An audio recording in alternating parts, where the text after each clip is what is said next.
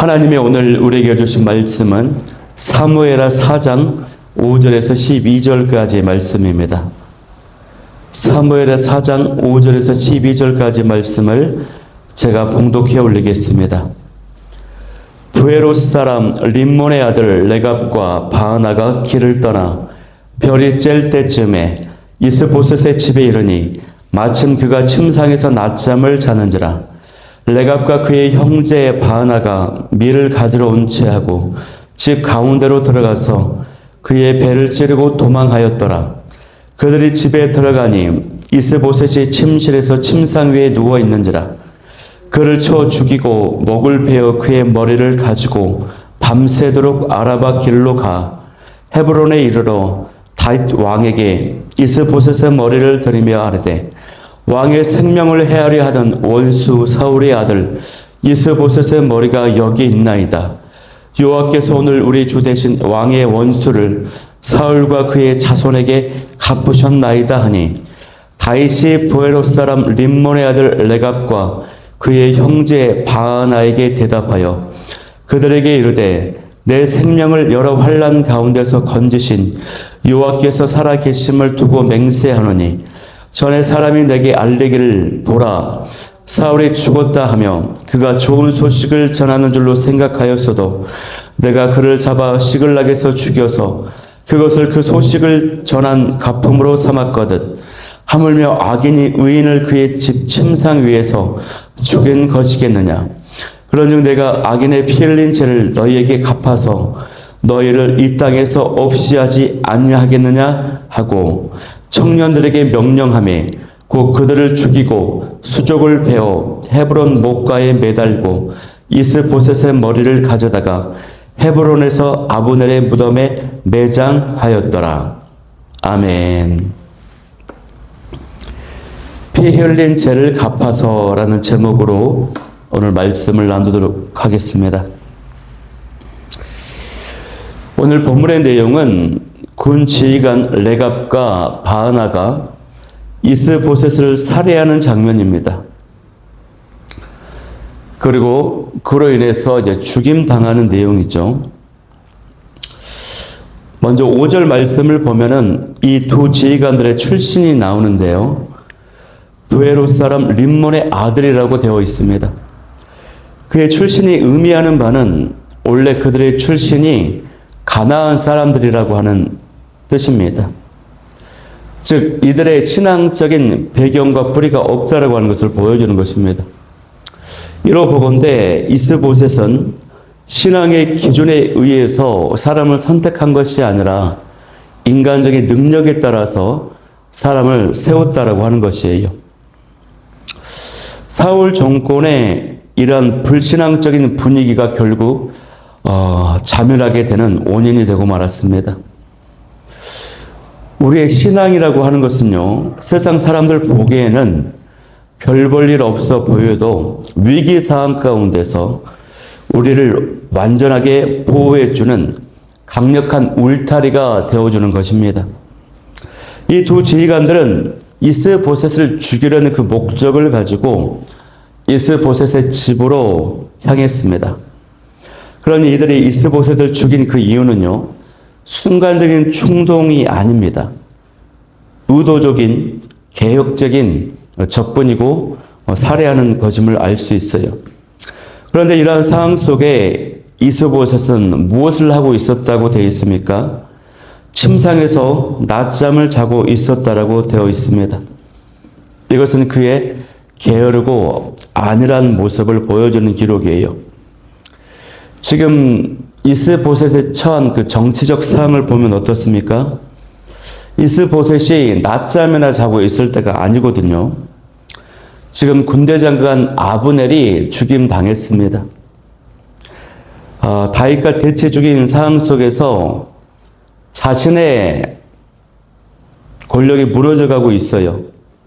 그런 상황이면 주변에 자신의 목숨을 노리고 있는 자들이 많이 있을 수 있다는 것을 알고 항상 대비를 해야 되는데 그러지 않았습니다. 살해를 당했던 그 시간이요, 볕이 쬐을 때쯤이었다고 되어 있어요. 이 시간은 가장 더운 시간으로 일반적으로 당시 사람들이 낮잠을 자거나 침을 갖는 시간입니다. 그러니까 이스보셋은 그냥 평상시 하던 그대로 그 습관대로 그 시간을 보내고 있었다는 것입니다.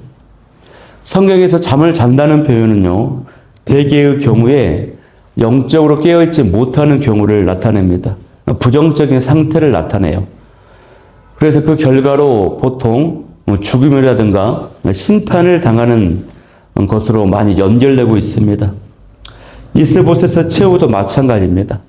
깨어있지 못해서 잠을 잤기 때문에 영적으로 깨어있지 못해서 죽음이라고 하는 비극을 맞이했다고 하는 것을 우리가 먼저 묵상할 수 있습니다.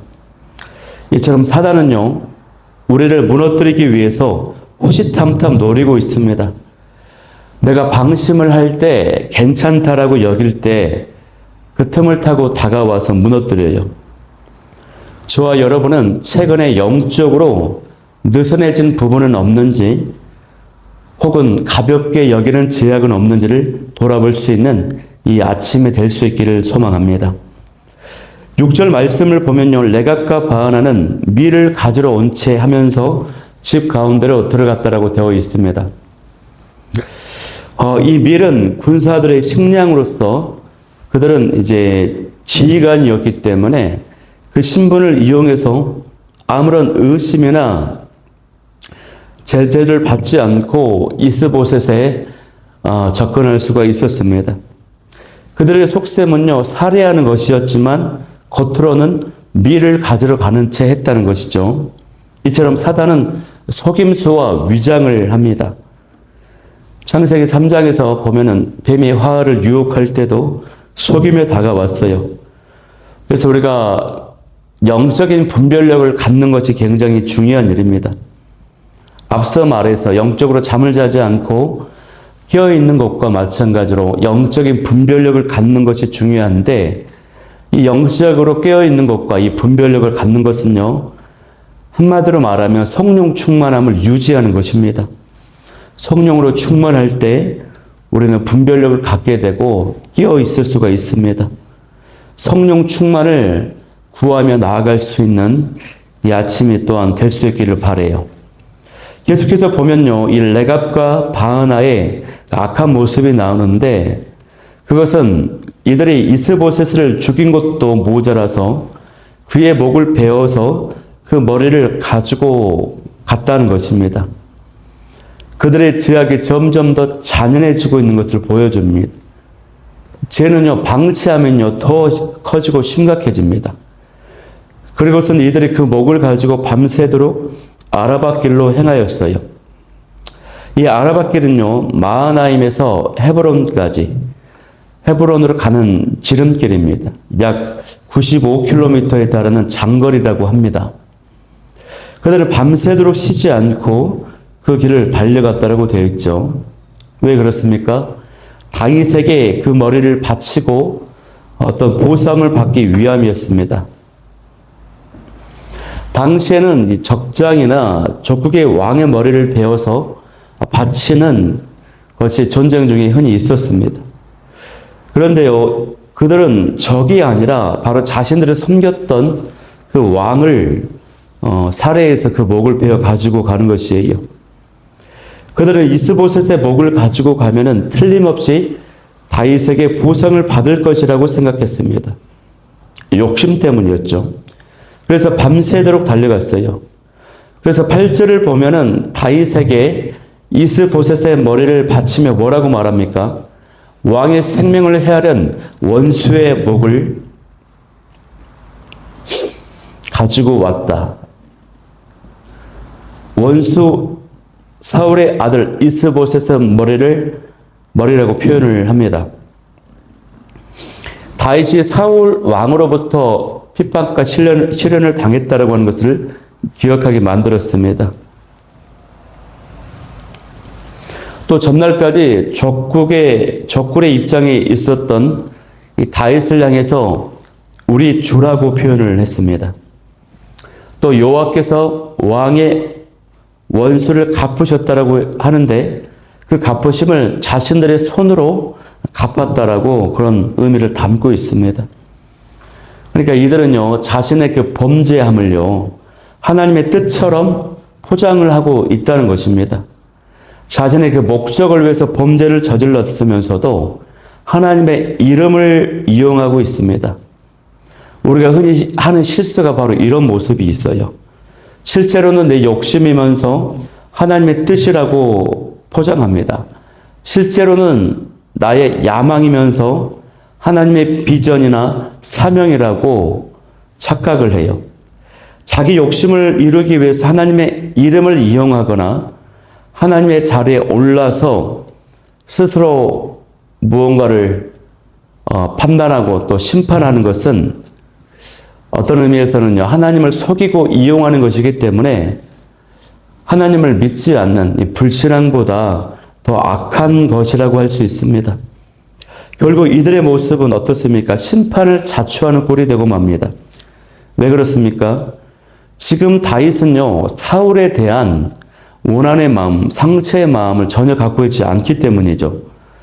다윗은 사울에 대한 그 마음이 다 치유되었습니다. 회복되었습니다. 이들은 하나님의 사람인 다윗이 어떤 사람인지를 몰랐습니다. 그들의 삶의 방식이요, 하나님 없이 자신들의 욕심과 이익만을 위해서 수단과 방법을 가르지 않고 살아온 삶이기 때문에 다윗 역시도 자신들의 삶과 비슷하다고 생각했습니다. 다윗도 자신들과 비슷한 종류의 사람이라고 생각을 했다는 것입니다. 그러나 다윗은 하나님의 뜻을 알고 있는 사람이었습니다. 하나님의 의로움을 알고 죄악을 분별할 줄 아는 사람이었어요. 다윗은 9절 말씀에서요, 레갑과 바하나의 그 행위에 대해서 자신의 그 입장을 밝히는데 자신의 신앙을 고백하듯이 밝힙니다. 내 생명을 여러 환난 가운데서 건지신 여호와께서 살아계심을 두고 맹세하노니 라고 고백을 해요. 이 표현은요, 다윗의 중요한 결정을 내릴 때 즐겨 사용하는 고백입니다. 몇 가지 의미가 있어요. 첫 번째는 다윗은 수많은 역경과 시련 가운데서도 자신은 하나님만을 의지했으며 그의 믿음대로 하나님께서 인도하시고 언약을 이루어 주셨다라고 하는 것을 확신하는 내용이 있습니다. 또 하나는요, 자신의 통일 왕국의 왕이 되는 것은 오직 하나님의 전적인 도우심만으로 가능한 것이라는 것입니다. 그래서 그 가정과 방법에 있어서 절대로 불의한 수단이나 잘못된 불법적인 방법을 사용할 수 없다는 것이에요. 또 하나는 이스라엘의 실질적인 주권자가 재판관이 하나님이 되신다라고 하는 것입니다. 그래서 하나님 앞에 그 어떤 불의와 죄악도 용납할 수 없다라고 하는 의미가 이 안에 들어있어요. 이것이 바로 다윗의 신앙입니다. 다윗의 이 고백 안에 저와 여러분의 그 인생을 살아가야 할 삶의 방식과 원리도 이 안에 들어있어요. 우리는 하나님의 지켜주심을 믿는 믿음으로 사는 것입니다. 또 나를 향한 계획과 기도 응답은요, 인간적인 방법으로 이루어지는 것이 아니라 하나님의 방법으로 되는 것입니다. 우리의 재판관이 하나님이시고 우리의 주권자가 하나님이시고 우리의 주인이 하나님이세요. 이렇게 자신의 신앙을 밝힌 다윗은요, 레갑과 이 바하나의 행위를, 그 악행을 정죄합니다. 그러면서 사울의 죽음을 자랑하며 전했던 아말렉 청년의 사건을 언급해요. 당시 다윗은 아말렉 청년에게 여호와의 기름 부음 받은 자를 죽인 죄를 물어 처형했습니다. 그러니 아말렉 청년의 경우처럼 그것과 비교해 볼 때 이 레갑과 바하나의 행위는 자신들이 섬겨야 될 그 왕을 침상에서 직접 죽인 것이기 때문에 훨씬 악하다는 것입니다. 그래서 다윗의 12절에요. 심판을 선언하고 이 두 사람을 처형합니다. 다윗은 이스보셋을 의인이라고 인정해주고 그의 머리를 헤브론에 있는 아브넬의 무덤에 함께 장사를 지냈습니다.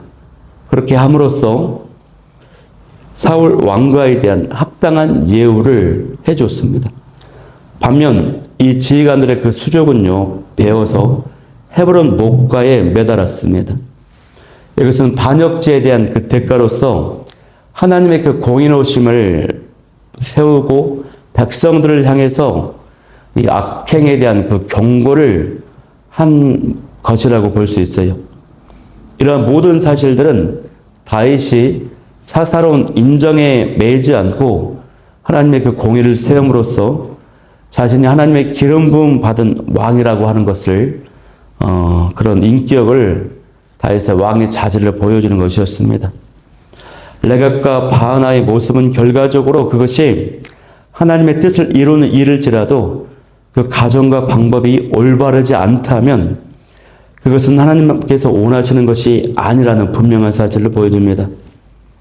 어떠한 일에 대해서 우리가 만족스러운 결과를 도출해 냈을지라도 그 가정이 불법적이었다면요, 하나님은 반드시 우리에게 책임을 물으십니다.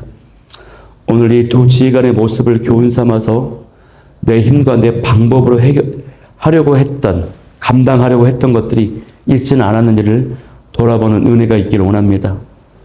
주여, 오늘도 하나님의 방법으로 살아가게 하시며 다윗의 그 영성과 신앙 고백과 인격을 허락하여 주옵소서. 그렇게 기도하며 나아갈 수 있기를 축복합니다. 오늘 말씀 붙잡고 기도할 때 첫 번째는요, 영적 나태함을 경계하고 성령 충만함으로 깨어있음과 분별력을 갖게 하여 주옵소서. 두 번째는 내 욕심을 하나님의 뜻으로 포장하는 영적 교만을 버리게 하여 주옵소서. 세 번째는 결과뿐만 아니라 과정과 방법에서도 하나님의 공의로우심을 선택할 수 있게 하여 주옵소서. 이 기도 제목 가지고 찬양하며 나아가도록 하겠습니다.